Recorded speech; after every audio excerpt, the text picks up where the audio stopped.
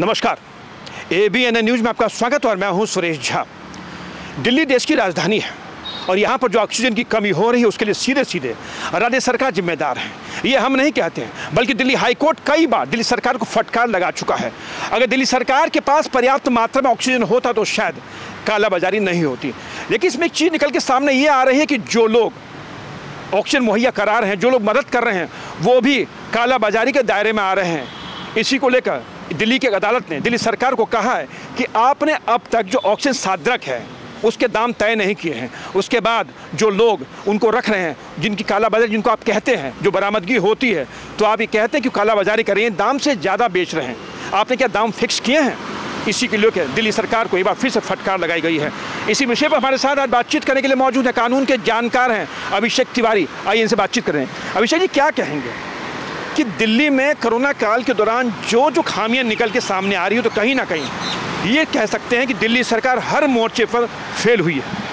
ये बात बिल्कुल सही है कि कोरोना काल में जो दिल्ली गवर्नमेंट को व्यवस्था करनी चाहिए थी आम पब्लिक के लिए, वो प्रॉपर वे में व्यवस्था नहीं करी।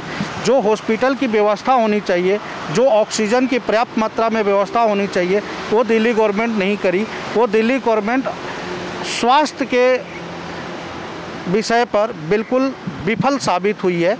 और ऑक्सीजन को लेके तो यहाँ पे इतनी मारामारी हुई, जो गवर्नमेंट ने तो बिल्कुल हाथ खड़ा कर दिया जब मेरे पास कोई ऑक्सीजन की व्यवस्था नहीं है।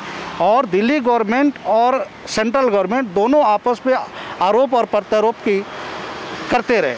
लेकिन जो यहाँ की आम पब्लिक थी, उनको अपनी परिजनों का, अपने घर वालों का जान बचाना बिल्कुल ज़रूरी था। और उस कंडीशन में ऑक्सीजन ही एक ऐसी मात्रा ज़रूरी थी जो ऑक्सीजन के बगैर संभव नहीं था।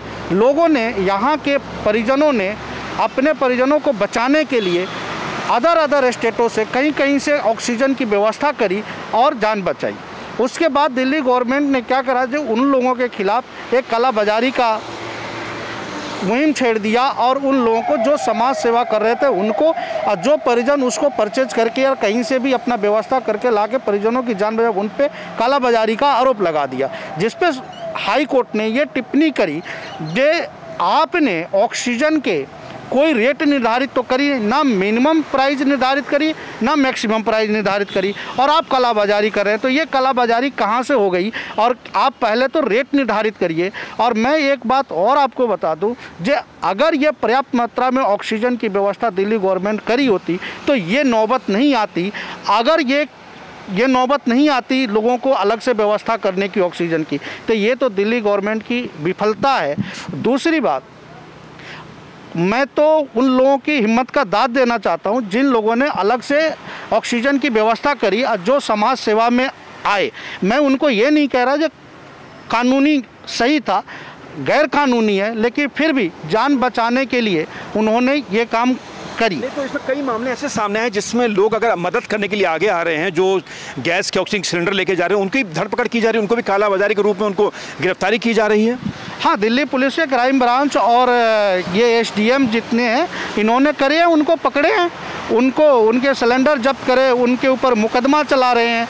लेकिन लोगों की जान, ये कोई वो कालाबाजारी नहीं है जो हिनियस क्राइम है। ये लोगों की जान बचाने की बात चल रही है और जान बचाने के लिए एक लोग, ज़रूरतमंद लोगों ने ये ऑक्सीजन का अवेलेबल किया हुआ है। तो इसलिए इनको उस तरीके से और उस नज़र से नहीं देखना चाहिए जो हिनियस क्राइम कर रहे हैं, कालाबाजारी। ये कालाबाजारी करने के लिए और ये दूसरे जगह से ऑक्सीजन लाने के लिए, इसमें कहीं ना कहीं अगर जिम्मेवार है तो दिल्ली सरकार जिम्मेवार है। और मैं सारी जो जिम्मेवारी जो है वो दिल्ली गवर्नमेंट की है, जो लोगों को ऐसा मजबूर उन्होंने किया क्यों। चलिए सर, आपका बहुत बहुत धन्यवाद।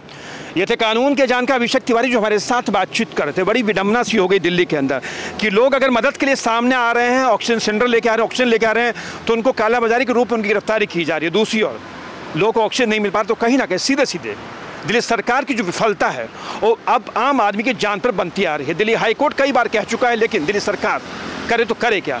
क्योंकि कोरोना काल में जो दूसरी लहर जो आई है उसमें दिल्ली सरकार की तमाम जो खामियां हैं वो कहीं ना कहीं आम आदमी के लिए मौत का सबब बन गई हैं। कैंपस राहुल के साथ सुरेश झा, ABNN न्यूज़, दिल्ली।